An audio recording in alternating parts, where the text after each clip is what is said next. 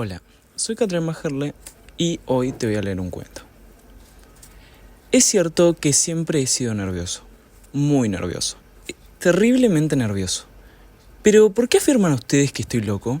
La enfermedad había agudizado mis sentidos, en vez de destruirlos o embotarlos, y mi oído era el más agudo de todos. Oía todo lo que puede oírse en la tierra y el cielo. Muchas cosas oí en el infierno. ¿Cómo puedo estar loco entonces? Escuchen y observen con cuánta cordura, con cuánta tranquilidad les cuento mi historia. Me es imposible decir cómo aquella idea me penetró en la cabeza por primera vez, pero una vez concebida me acosó noche y día. Yo no perseguía ningún propósito, ni tampoco estaba colérico. Quería mucho al viejo, jamás me había hecho nada malo, jamás me insultó, su dinero no me interesaba. Me parece que fue su ojo. Sí, eso fue. Tenía un ojo semejante al de un buitre, un ojo celeste y velado por una tela. Cada vez que lo clavaba en mí, me helaba la sangre. Y así poco a poco, muy gradualmente, me fui decidiendo matar al viejo y liberarme de aquel ojo para siempre.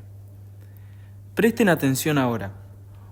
Ustedes me toman por loco, pero los locos no saben nada. En cambio, si hubieran podido verme, si hubieran podido ver con qué habilidad procedí, con qué cuidado, con qué prevención, con qué disimulo me puse a la obra. Jamás fui más amable con el viejo que la semana antes de matarlo. Todas las noches, hacia las 12, hacía yo girar el picaporte de su puerta y la abría. Oh, tan suavemente. Y entonces, cuando la abertura era lo bastante grande para pasar la cabeza, levantaba una linterna sorda cerrada, completamente cerrada, de manera que no se viera ninguna luz. Y tras ella pasaba la cabeza. Oh, ustedes se hubieran reído al ver cuán astutamente pasaba la cabeza. La movía lentamente, muy lentamente, a fin de no perturbar el sueño del viejo. Me llevaba 1 hora entera a introducir completamente la cabeza por la abertura de la puerta, hasta verlo tendido en su cama. ¿Es que un loco hubiera sido tan prudente como yo? Y entonces, cuando tenía la cabeza completamente dentro del cuarto, abría la linterna, cautelosamente. Oh, tan cautelosamente. Sí, cautelosamente iba abriendo la linterna, pues crujían las bisagras. La iba abriendo lo suficiente para que un solo rayo de luz cayera sobre el ojo de buitre. Y entonces lo hice durante 7 largas noches, cada noche a las 12, pero siempre encontré el ojo cerrado. Y por eso me era imposible cumplir mi obra, porque no era el viejo quien me irritaba, sino el mal de ojo. Y por la mañana, apenas iniciado el día, estaba sin miedo en su habitación. Y le hablaba resueltamente, llamándole por su nombre, con voz cordial, y preguntándole cómo había pasado la noche. Ya ven ustedes que tendría que haber sido un viejo muy astuto para sospechar que todas las noches, justamente a las 12, iba yo a mirarlo mientras dormía. Al llegar la 8ª noche, procedí con mayor cautela que de costumbre al abrir la puerta. El minutero de un reloj se mueve con más rapidez de lo que se movía mi mano. Jamás antes de aquella noche había sentido el alcance de mis facultades, de mi sagacidad. Apenas lograba contener mi impresión de triunfo, pensar que estaba ahí, abriendo poco a poco la puerta, y que él ni siquiera soñaba con mis secretas intenciones o pensamientos. Me reí entre dientes ante esta idea, y quizá me oyó, porque lo sentí moverse repentinamente en la cama, como si se sobresaltara. Ustedes pensarán que me eché hacia atrás, pero no. Su cuarto estaba tan negro como la pez, ya que el viejo cerraba completamente las persianas por miedo a los ladrones. Yo sabía que le era imposible distinguir la abertura de la puerta y seguí empujando, suavemente, suavemente. Había ya pasado la cabeza y me disponía a abrir la linterna, cuando mi pulgar resbaló del cierre metálico y el viejo se enderezó en el lecho gritando: «¿Quién está ahí?». Permanecí inmóvil, sin decir palabra. Durante 1 hora entera no moví un solo músculo, y en todo ese tiempo no oí que volviera a tenderse en la cama. Seguía sentado, escuchando, tal como yo lo había hecho, noche tras noche, mientras escuchaba en la pared los taladros cuyo sonido anuncia la muerte. Oí de pronto un leve quejido y supe que era el quejido que nace del terror. No expresaba dolor o pena, oh no, era el ahogado sonido que brota del fondo del alma cuando el espanto la sobrecarga. Bien conocía yo ese sonido. Muchas noches, justamente a las 12, cuando el mundo entero dormía, surgió de mi pecho, ahondando con su espantoso eco los terrores que me enloquecían.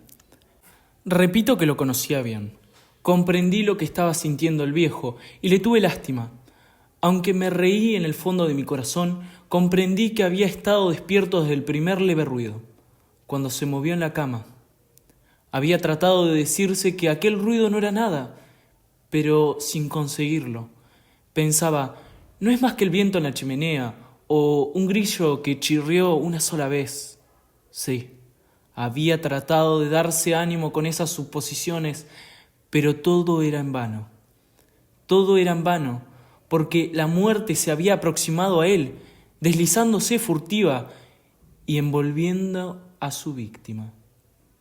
Y la fúnebre influencia de aquella sombra imperceptible era lo que movía a sentir, aunque no podía verla ni oírla, a sentir la presencia de mi cabeza dentro de la habitación.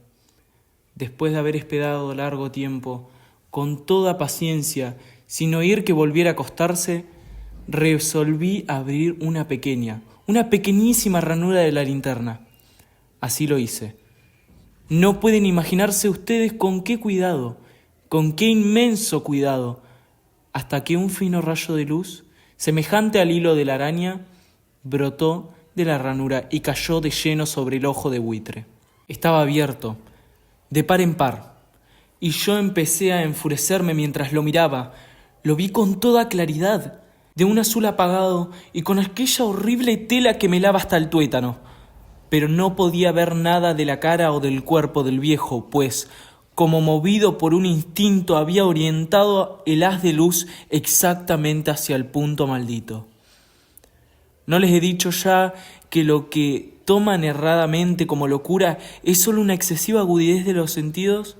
En aquel momento llegó a mis oídos un resonar apagado y presuroso, como el que podría ser un reloj envuelto en algodón. Aquel sonido también me era familiar. Era el latir del corazón del viejo. Aumentó aún más mi furia, tal como el redoblar de un tambor estimula el coraje de un soldado. Pero incluso entonces me contuve y seguí callado. Apenas sí respiraba. Sostenía la linterna de modo que no se moviera, tratando de mantenerla con toda la firmeza posible, el haz de luz sobre el ojo. Entretanto, el infernal latir del corazón iba en aumento. Se hacía cada vez más rápido, cada vez más fuerte, momento a momento. El espanto del viejo tenía que ser terrible, cada vez más fuerte, más fuerte. ¿Me siguen ustedes con atención?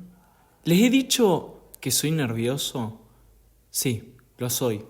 Y ahora, a medianoche, en el terrible silencio de aquella antigua casa, un resonar tan extraño como aquel me llenó de horror incontrolable. Sin embargo, me contuve todavía algunos minutos y permanecí inmóvil. Pero el latido crecía cada vez más fuerte y más fuerte. Me parecía que aquel corazón iba a estallar. Y una nueva ansiedad se apoderó de mí. Algún vecino podía escuchar aquel sonido y la hora del viejo había sonado. Lanzando un alarido, abrí del todo la linterna y me precipité en la habitación. El viejo clamó una vez, nada más que una vez. Me bastó un segundo para arrojarlo al suelo y echarle encima el pesado colchón. Sonreí alegremente al ver lo fácil que me había resultado todo, pero durante varios minutos El corazón seguía latiendo con un sonido ahogado. Claro que no me preocupaba, pues nadie podría escucharlo a través de las paredes. Cesó, por fin, de latir. El viejo había muerto. Levanté el colchón y examiné el cadáver. Sí, estaba muerto. Completamente muerto. Apoyé la mano sobre el corazón y mantuve así largo tiempo. No se sentía el menor latido. El viejo estaba bien muerto. Su ojo no volvería a molestarme. Si ustedes continúan tratándome por loco, dejarán de hacerlo cuando les describa las astutas precauciones que adopté para esconder el cadáver. La noche avanzaba mientras yo cumplía mi trabajo con rapidez, pero en silencio. Ante todo descuarticé el cadáver, le corté la cabeza, brazos y piernas. Levanté luego 3 planchas del piso de la habitación y escondí los restos en el hueco. Volví a colocar los tablones con tanta habilidad que ningún ojo, ni siquiera el suyo, hubiera podido advertir la menor diferencia.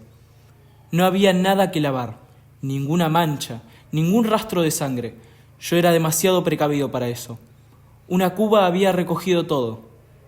Cuando había terminado eran las 4 de la madrugada, pero seguía tan oscuro como a medianoche. En momentos en que oían las campanadas de la hora, golpearon la puerta de la calle. Acudí a abrir con toda tranquilidad, pues, ¿qué podía temer ahora? Hallé a 3 caballeros que se presentaron muy civilmente como oficiales de policía.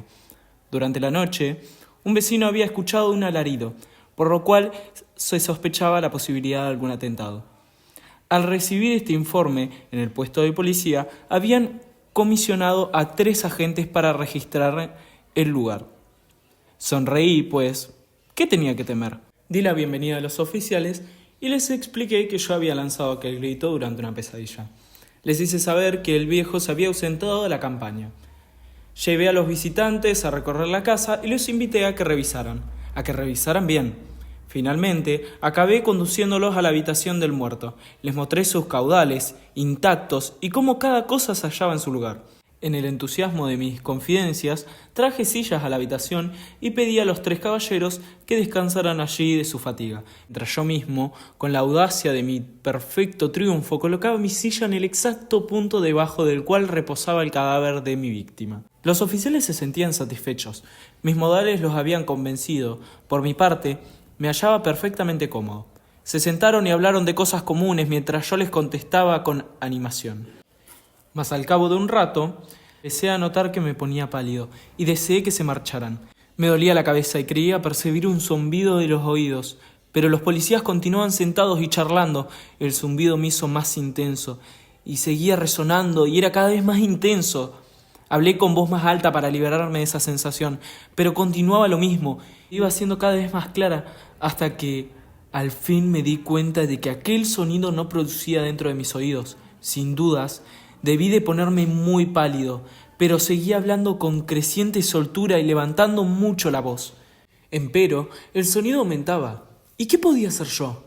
Era un resonar apagado y presuroso, un sonido como el que podría ser un reloj envuelto en algodón.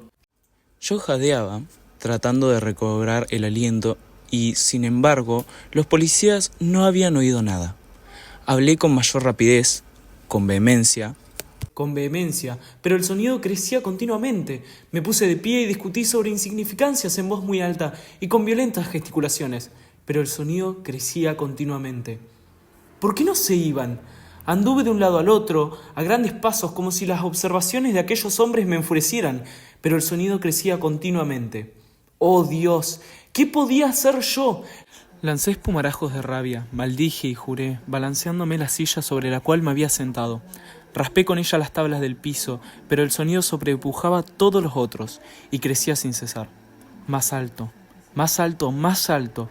Y entre tanto los hombres seguían charlando plácidamente y sonriendo. ¿Era posible que me oyeran? ¡Santo Dios! No, claro que me oían y sospechaban, sabían y se estaban burlando de mi horror. Sí, así lo pensé, y así lo pienso hoy. Pero cualquier cosa era preferible a aquella agonía. Cualquier cosa sería más tolerable que aquel escenario. No podía soportar más tiempo sus sonrisas hipócritas. Sentía que tenía que gritar o morir, y entonces, otra vez, escuché, más fuerte, más fuerte, más fuerte, más fuerte. ¡Basta! Ya dejen de fingir, malvados, aullé. Confieso que lo maté. Levanten esos tablones ahí, donde está latiendo su horrible corazón.